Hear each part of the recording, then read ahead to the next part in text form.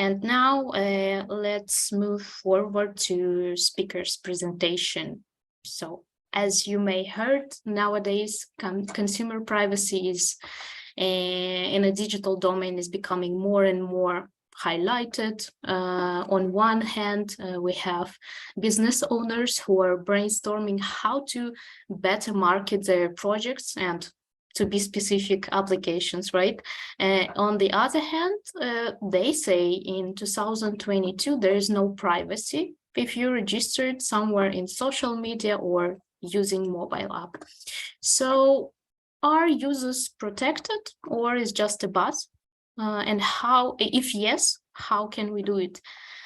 So it's time to shed light on it. That is why I would like to welcome our teammate and user experience designer, Artsemi Martyniuk, which is already here. Yeah, he has been deep into privacy and health topic. So Artsemi, it's great pleasure to have you here. Tell us more, please. Over to you. Thank you, Sandra. I'll just try to share my screen first. Okay, so can you see it? Yeah, for sure. Yeah, great. Okay, so let's get started. My name is Artsemi Martyniuk. I am UX designer at Godel Technologies, and here are just a couple of facts about me. So I've been working as a UX UI designer for about 3 years or so, and I have a vast experience in graphic design before. I tried to do everything related to design, from editorial and printing to logotypes and branding and motion design, and also some stuff with the virtual reality. And but for now, my primary domains are e-commerce, education, and healthcare. So currently I'm based in Poland, in Łódź, and I like video games, cats, and Irish whiskey. And funny fact about me, I don't know how to ride a bike. So tell us, where are you from and what do you do for a living? And if you're from Godel, tell us from which division you are and office.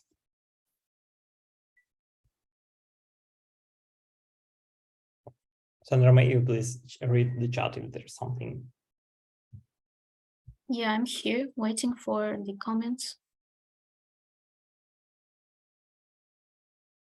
Yeah.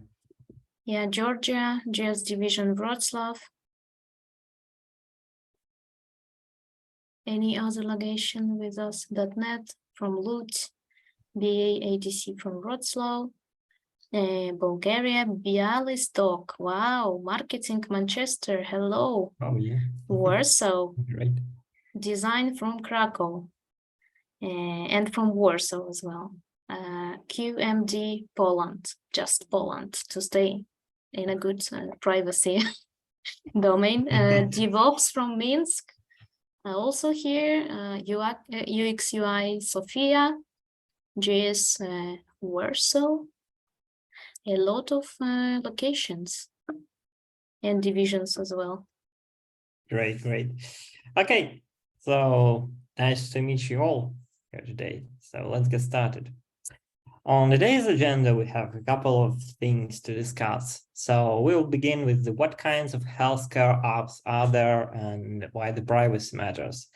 Why privacy concerns people in the USA after the abortion ban. And we also will look at some bad habits trackers, and why the developers want to know your bad habits. So we also discussed how the law protects you in the European Union and UK, what companies can do to protect their users, and what can you personally do to protect yourself. So without further ado, let's start with an introduction. So there are plenty of healthcare apps, and there are such things as mental health applications, health and lifestyle applications, and also an application that helps you to diagnose the to self-diagnose you. As the old joke saying, if you Google your symptoms, you probably have a cancer, but yeah.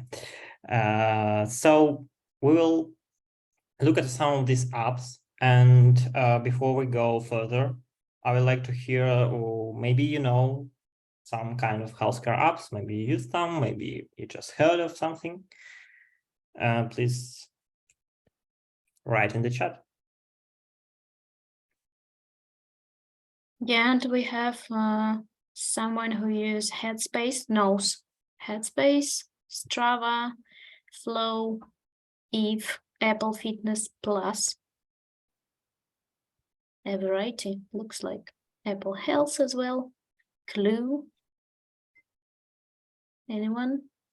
Huawei Health, Vitality, Strava, Samsung Health, Calm. Yeah, they're becoming it's like a necessary part of our lives, because we all have some kind of application to manage our health. And also there are a lot of applications that use with the wearables like this one, and you can track everything about yourself. But this data is actually really questionable. Okay, so let's continue. Why actually the healthcare apps are important? The main thing here is that since the pandemic of the COVID-19, amount of users of the healthcare app increased unprecedentedly. And the main reason for that is the social distancing, is an ability to go to the real physical physicians. And for example, United States National Institute on Drug Abuse report have pointed out that only like in the last week of March of 2020, there was a 154% increasing of using of the healthcare apps only in the last week. The second point is the COVID-19 pandemic has accelerated the deployment and development of digital healthcare technologies, as there was a vast demand for that. And it was in a really short period of time, which caused a lot of problems from technical side and also problems from the legal and like privacy policy side also. And according to the 2019 study published in the British Medical Journal, 70% of healthcare apps on Google Play Store, including the apps that helps manage drugs, adherence, medicines, and prescription information, regularly shared user data with the third parties, and their privacy policies were far from transparent. Continuing the trend of monthly hour spent in mobile apps, this data by Artsemi is actually shown that there is a vast increase in the mobile usage worldwide from the beginning of the pandemic. So people actually use the healthcare apps as an alternative to healthcare system. For example, in the United States, uninsured families cannot allow themselves to go to the physicians of the hospitals because of the expensive prices. Going to use the healthcare apps for accessible information, or in some cases even for potential treatment, according to some research by the Washington Post. But this report mostly focuses on the two types of healthcare apps. So the pregnancy period tracking apps as the most popular type of healthcare apps worldwide, and substance use disorder so-called apps as the second popular apps. These are applications that helps you to track your so-called bad habits. If you have some addictions, it can be a smoking addiction, alcohol, or something more serious like drug addiction, substance. And the main thing here is to remember that the application is not healthcare institutions.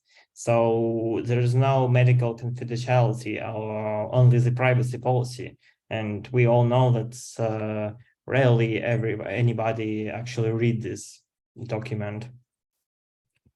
So let's start with the period tracking apps after the abortion bans in the USA. So a little bit of history.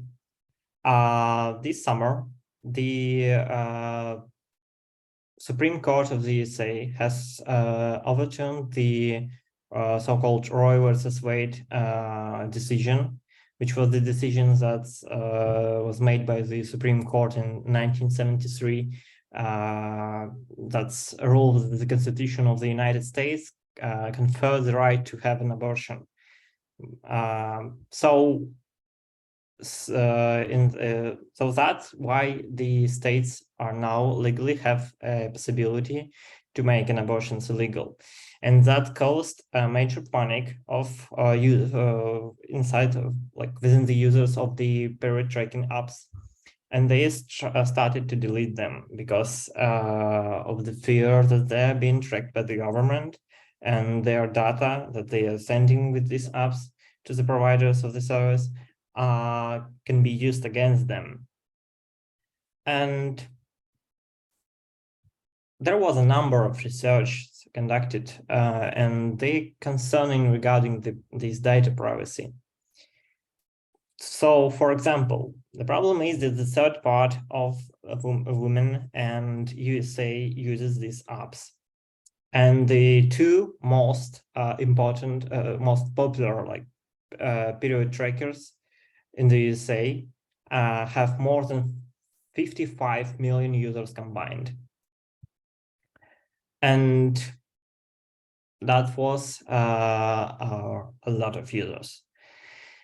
So most of these privacy policies of these apps were really vague. They had like no clear evidence like what the data, how it collects, and what actually the data is collected and used for.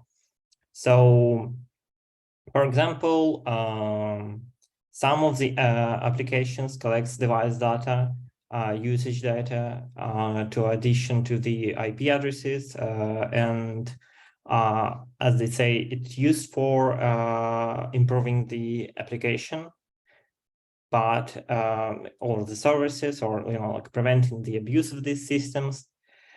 And this was the major concerns of most of the people who were using these applications.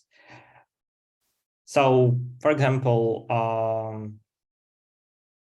some of the applications, I will not name them here for the purposes, privacy.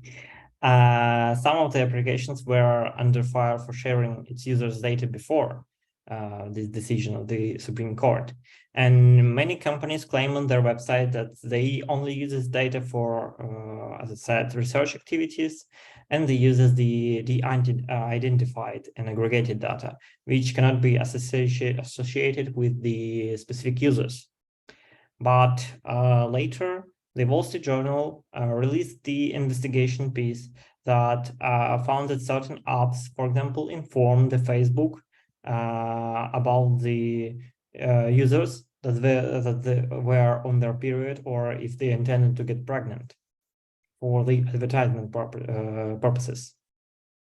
So this causes a lot of trouble here in case of if you're living in the state where the abortions is illegal. So basically, it can be used for prosecution and for against you.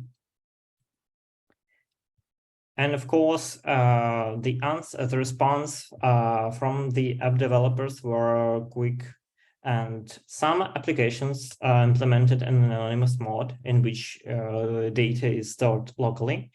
Some applications were under the European jurisdiction and complying to GDPR, which we will talk about later.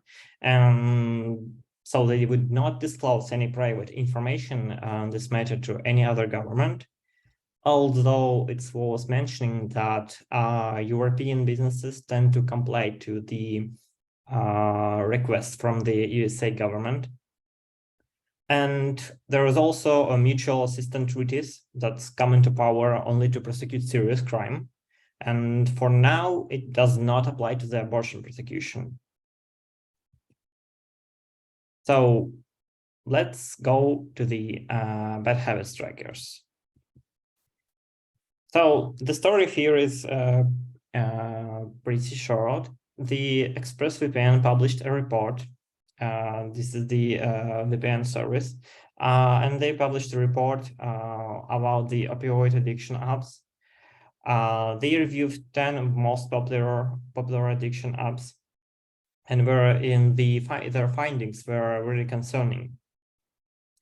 So, for example, they were sharing this sensitive data with third parties such as Facebook and Google and other advertisers.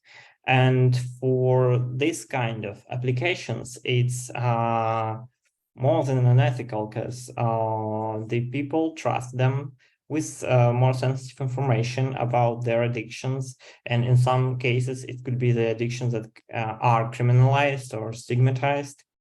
And their data protocols and protection was really concerning. And also, even though its data was unidentified, most of the researches has shown that these data can be used in certain ways to identify the users. And later on, this research was criticized by the companies as they state that the ExpressVPN use their privacy policies and some of their application like services out of context, and they are just promoting their own services at the company.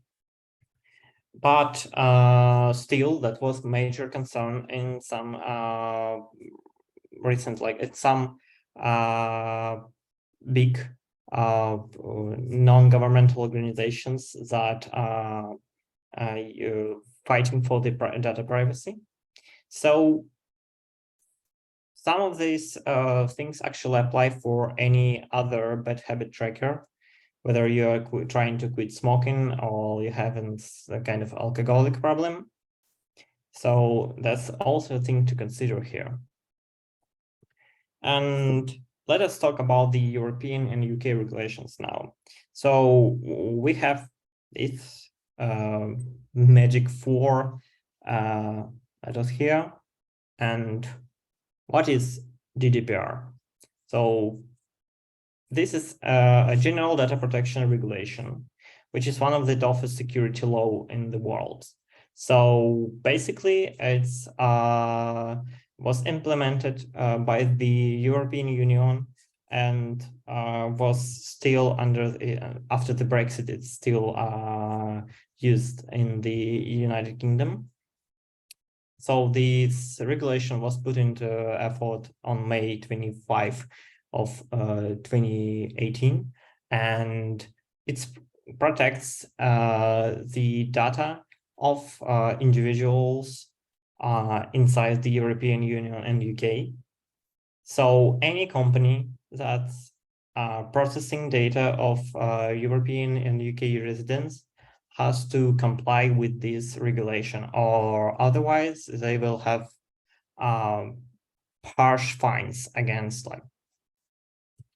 So yeah, you can learn more about GDPR on the official websites, but for now we need to understand how does it protect ourselves, like as individuals. So first of all, the GDPR requires organization that somehow process the personal data to do so according to some principles. So first of all, the data has to be processed fairly, lawfully, and transparently, meaning that the data should be that the user should know when and why and by whom their data is processed. Second one is it's collected data and processed for specific reasons. So that's why the data is processed. And the third one is the data is necessary to for the purpose that it is intended to collect, and nothing more. So you can't, if you state that, if the company states that that the data of their users will be processed for one reason, it cannot be processed for another's. It is the next one is this that this data is accurate, and that is the reasonable steps are taken to ensure the data remains accurate. Next one is data kept in a form that allows individual to be identified only as long as this is necessary. So you cannot keep the data that allows you to identify users without like major reasons for that. And its data is kept securely and protected from lawful actions, which is actually a main concern for many of researchers, as the data security protocols in many businesses are really, really bad. So the GDPR is actually really helpful for you as an individual, as you have a certain amount of rights that you can use, even if you're not a citizen of the European Union, but you have a residence there. So you are under the GDPR compliance also. So, for example, you have the right to be informed about how, when, why the data is collected from you. You have the right to access to the data. You have to know what actually was collected and what you can do with this. You have the right to erase your data in any situations when you want to be you want your data to be erased. You also have a right to restrict the processing, which helps you, which allows you to influence the way the data is processed. You also have a right to data portability, which means that the data is transferred in certain ways. And you also have a right to object the data processing if you think it can be used against you, or if you don't actually understand how it works, how the data processing from this particular company, for example, works. So, and of course, this final one is the right about the automated decision making. So you can object, or you can allow other companies to process your data in automatic basis, which means that this data can be used for for some algorithms and automated decision making. So you probably should know these things, and you better learn about them, because sometimes it can help you a lot. So what are the main privacy concerns actually we have, and what we can do with this? So basically, the main concerns is always like, you don't know where your data go and where it can end up. So basically, when the company sells your data to the third party, it can also this third party can also resell it and transfer it to other entities, and you never know where your data will end up. So second concern is that privacy policies are not user-friendly. It means that everybody here have seen these large pieces of text that you are just agreeing with, and you don't know actually what is going to be in this text.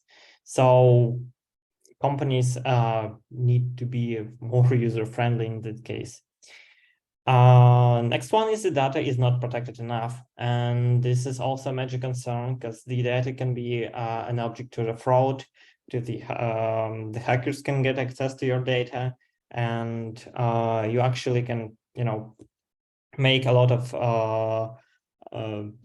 you can be an object to a fraud or some illegal activities if your data is not secure enough. And one of the most important here is that businesses tend to gather information and data that is unnecessary for operating. So although the companies claims that the data they're gathering is important for operating of the application of their product, it is not the case in most of the cases. So the problem here is that the businesses need to understand that their users actually are humans, and they need to treat them as such. So what can you do as the user? So first of all, you should know your rights. Learn about the GDPR, maybe try to learn more about the cybersecurity, although it's a very vast topic and covers a lot of things, and you can become paranoid if you go too deep in that topic. Second one is the read privacy policies, and that's not the useful case here, because a lot of these privacy policies actually a complete mess, and you can't actually understand what's going on there. But you can always check reviews on privacy, and I will tell you some websites that can help you with that. Always ask why, how, and who. So always try to understand why this application needs your data. For example, try to install the firewall on your mobile phone and check what applications has an access to the internet. For example, if your calculator have a constant connection to the internet, ask yourself why. So also learn basic protection line, how to use the VPN, firewalls, maybe safe browser options, and what data is collected and why. Beware of your mobile security. It's some basic things like knowing that sometimes you can just go and connect to the to the open Wi-Fi sources. Use security software, as mentioned above. This was firewalls or some antiviruses, but there is also research need to be done. And of course, you be careful with what you share on the social media, because some hackers attacks can use your social media, for example, to access your company's data. And yeah, the same here applies for don't leave your personal information laying around. Yes, and be aware of scams, of course, because you should understand where you actually where you putting your personal data. For the companies, it's also a little bit simpler and also harder to do, because prioritizing privacy, for example, is a nice thing to hear, but the current economical models, like monetizing practices, are actually force the company to sell your data, because there is no alternative to make money and beside that. And this is the things to consider for future. If you have a company, and you probably should go and apply for some independent review from maybe some non-commercial organizations. Of course, if you're based in EU or you're processing the European citizens or residents data, you should be GDPR compliant.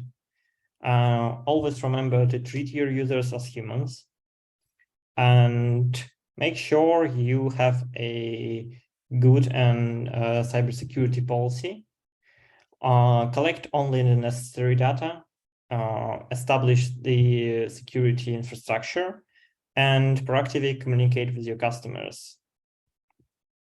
So there are a couple of things to look at. So first of all, it's a UK-based organization that's called privacyinternational.org. It has a lot of information about the privacy and what the companies do and governments do, and they have a lot of research and activities enforcing the privacy. So I strongly encourage you to check it out. And of course, there is also a good service from Mozilla, privacy not included.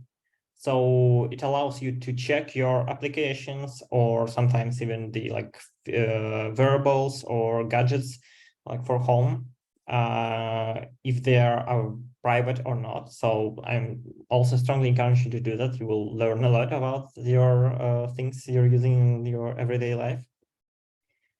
So yes, let's go to the conclusion here. So as we talked today, the current legal and economical models are far from perfect, but it does not mean it has to be this way. So we as the users or as the members of the developer community can encourage companies and make our products more private, more concerning the users, and more in this way we can make world a little bit better. So that's why we're always trying to do that. So although there are many flaws in the systems, and there are many of those who are willing to exploit your data, you shouldn't be fearing that, because everything can be changed, everything can be made better, and we can do that. It does not mean, though, you cannot do anything about that. You can, like a user, you know your rights, and you can learn how to secure your personal data. And this is major point of this presentation. This is why I encourage you to learn more about that, to Google something, just everything. And this is why you can encourage your companies or other companies to value their users' privacy. Or if you think that something is wrong with the application you're using, or you finding it in some blacklist, always look for alternatives and use them. And of course, learn the basic privacy literacy, like when you're using your web or mobile phone. And as I said before, if you're interested in this topic, just Google it. There are plenty of resources dedicated to data privacy. And there are plenty of sources that you can learn. Also, you can just start with the YouTube videos, or go to some online courses if you're more dedicated. But you always should be careful, because you may end up living in the woods without any internet connection, because that will be probably the best thing to keep your privacy. So yeah, never stop learning. Thank you for your attention, and that's all for me today. Thank you, Artemi. Thank you very much. I think the topic about the privacy was well grounded, well prepared. So I don't know how much time it take you, especially to make all those sketches, which are nice, but yeah, are very good. This were from some of the sketches were from my beloved Dilbert series, and from I think the copyrights there. So yeah, was very nice. Yeah, so in the chat, I don't know if you can see people say thanks. a lot of people are thankful for. But we have like time for Q&A. Let's maybe have some questionnaire here.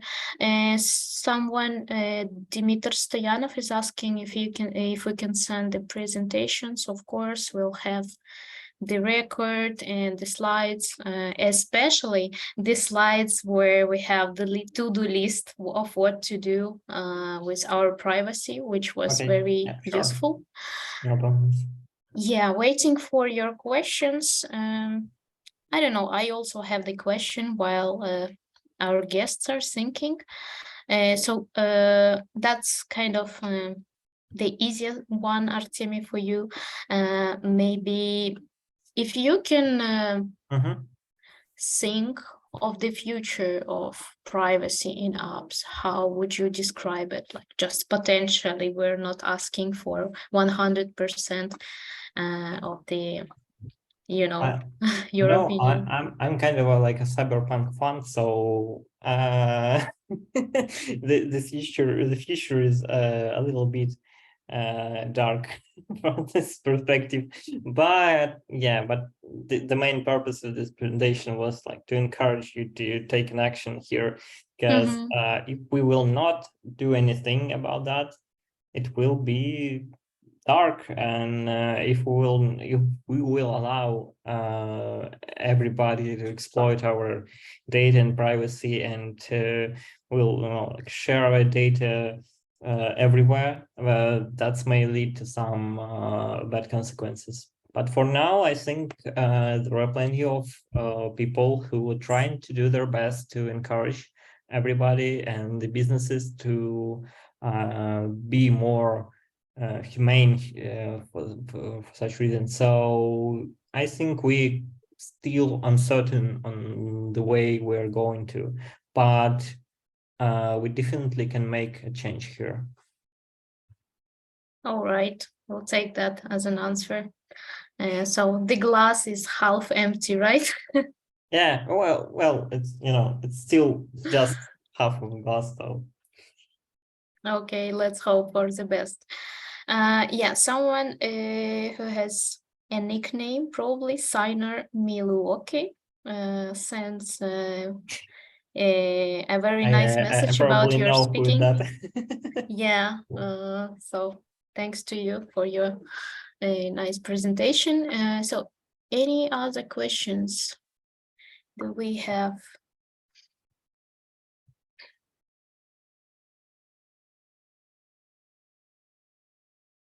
No questions? No questions. I guess it's everybody are like ready to take this action, ready to take a read of terms and conditions. Oh, yeah, Dmitry has one. Yeah, please go.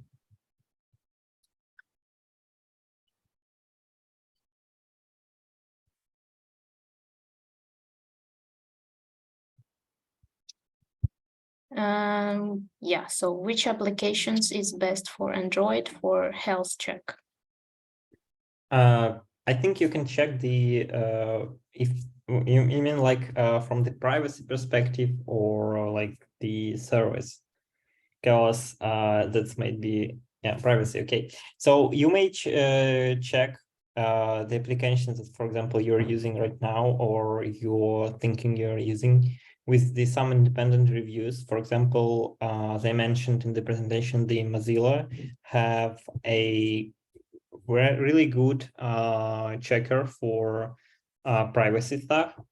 So I think I'm not allowed to advertise any apps here, but you can do it yourself. So go to the Mozilla privacy not included, and check the application there. They have I think they have the additional category for just health apps, and they have some kind of a rating here, so that may be used for that. But yeah, my PR department asked me not to say any names.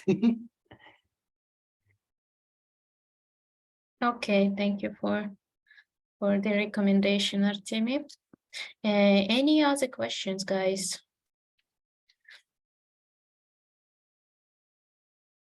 I believe the topic was very serious, so you put a lot of people to think, to sit and just to check their phones, maybe what's going on. Do I have the health apps?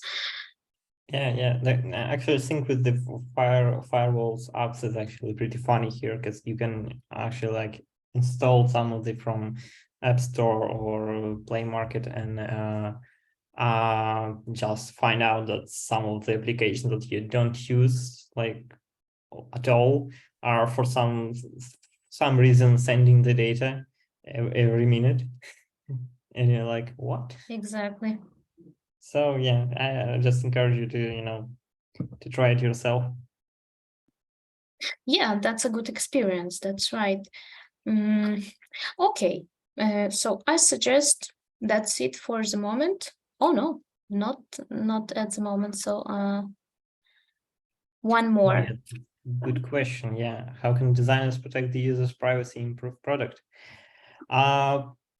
Sure, we as designers are actually using a lot of user data in the improving the product, because sometimes we need to collect the information about how the users are using our applications, for example, or using our products. And for this reason, I would advise to use only the data that is necessary to operate. Like, you don't want to know who exactly is using your data, but you can understand like how to use this, and that should be like more than necessary. So that's why I think the designers should advocate for the improvement of products without the exploiting the user's data a lot in their companies and their if there's a product company or to their clients. And it is also probably helpful to think more about to make your clients or your businesses to be more user-centric, as we all here, like designers, we always talk about the user-centric approach. And I think that it is also important to understand that it is not only about the things that we're trying to sell somebody something, but we also need to understand that we as the designers who experience the empathy to the users should care about their privacy also.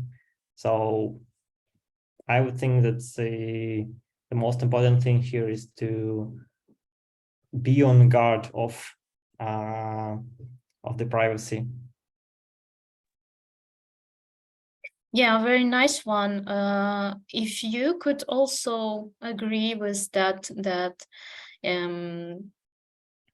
protecting users' privacy lines somewhere into the ethical thing of you, right? Yeah, sure. It's a very like ethical question here, and that's why it is also like a problem and some kind of like struggle here, because as I mentioned, the current economic models are kind of like leave no choice to the companies. If they want to have to be there, if they want to make their product to be a free service, they kind of have to sell the data because they have to sustain themselves. And this also one of the things that we are only trying to figure out how it could be different. Yeah, it's a long way.